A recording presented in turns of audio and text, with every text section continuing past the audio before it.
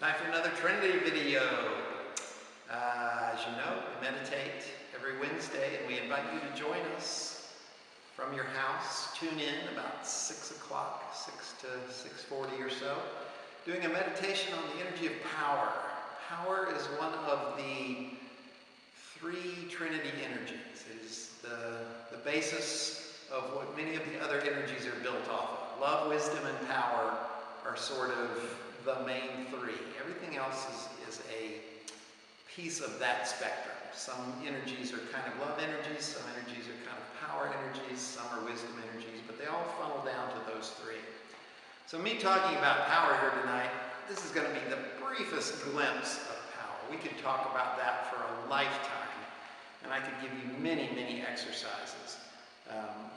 What I'm going to try and focus on now is what I feel the main hang-up people have around power is.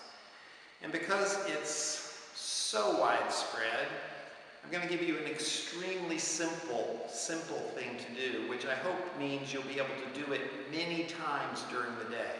Because to change your grasp of power, the way you have it programmed inside of you, you're going to have to do a lot of re-empowering, reprogramming, changing habits. So I want to give you something really simple that you can do a lot of times during the day. The main problem that I feel people have on this planet with power is that we always want what we don't have. That is to say, we are not building from the reality we have. We're always trying to dive into a reality we don't have yet. And there's no power in that. Martial arts and sports in general teach us that power is really all about forming a kinetic chain. If you want to throw a punch at somebody, or if you want to hit a baseball, it's not about how strong you are. It's not about how much physical strength you can put behind that punch or swing behind that bat. It is whether or not you can form a chain from the earth all the way up to the ball or the person's chin, wherein in that brief second of contact, you are putting force directly from the earth all the way up through you to that point of contact. There is no break in it. There's no point where the force coming back is going to go into your shoulder and just go dead. It's going to go all the way through you into the ground and bounce back. It's like a pool cue shot. You have to line up perfectly so that the whole momentum of the cue is behind the point where it strikes the ball. Very much the same in any sort of sport. The whole momentum of your swing has to be behind the point where it strikes the ball. The whole momentum of your uppercut or your karate chop or your kick has to be exactly in line behind the point of contact. And if you were to draw a line back down that point of contact, you would eventually hit the earth. It has to be that kinetic chain. This means, in simplest terms, in our daily life, that we have to build off of who we are. What you've already empowered is your earth. It is your foundation. If I am a handyman and I've built a tabletop, and I've built a shed, and I've built a chest of drawers, and I want to build up my courage, I should build a house. It's something I've already empowered, and it would be scary to take that next step. I've never done it before, but I would be building off of all of my past knowledge. If I say, I'm going to go investigate public speaking, or hang gliding, or I'm going to be a race car driver, that would take courage. Well, I'm building off of nothing. I've never been a race car driver before. I don't have all the years of reflexes and judgments and experience that they've built up. So I wouldn't be taking a leap of courage. I would just be doing something stupid and denying my fear.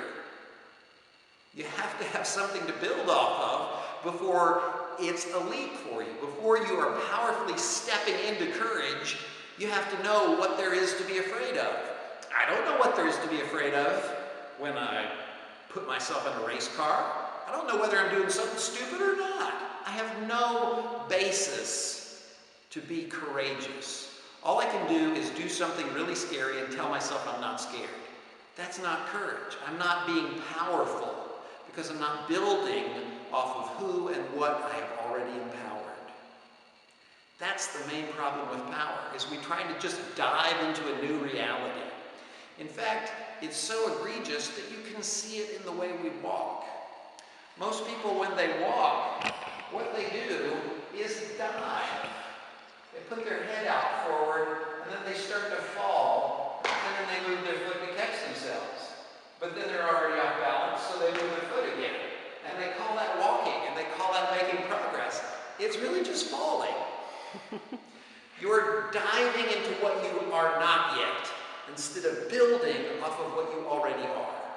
So instead of diving, instead of tilting your head forward and letting your momentum carry you, which, if you're honest, if you look at the way you walk, I think especially when you get tired, a lot of us do that lean.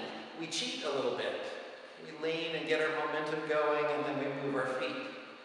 You're not going to do that. The exercise that I have for you tonight is extremely simple. It's just walking, but it's very slow, purposeful walking. You want to drop your weight and then drive off of that foot. Drop and drive. Drop and drive. Drop and drive. Much different than dive and catch. Dive and catch. That's the problem. We want to dive into what we are not instead of build off of what we are. So just walk slowly. 10 times a day, stop and do 20 paces where you consciously drop your weight and drive off of it. Drop and drive. Drop and drive. Drop and drive. You'll find that you feel more powerful. You're training your subconscious to work with where you are and take a step from there, to build off of what you've already empowered, to use your force by lining up with the earth. In other words, where you've already been, what you've already anchored, where your weight is. This is me lining up with the earth and driving forward. This is me ignoring where I am and just falling. Don't dive. Tuck your chin in. Part of the problem is we stick our chin out. Tuck your chin in and take slow, purposeful steps. Drop and drive. Drop and drive. Drop and drive. Not only will you feel more powerful, you're less likely to trip. It's a wonderful, simple way that you can start to reprogram yourself to come from the power that you already have. Give it a try after you meditate with us this Wednesday at 6. If you like this stuff, stay tuned for more Trinity videos.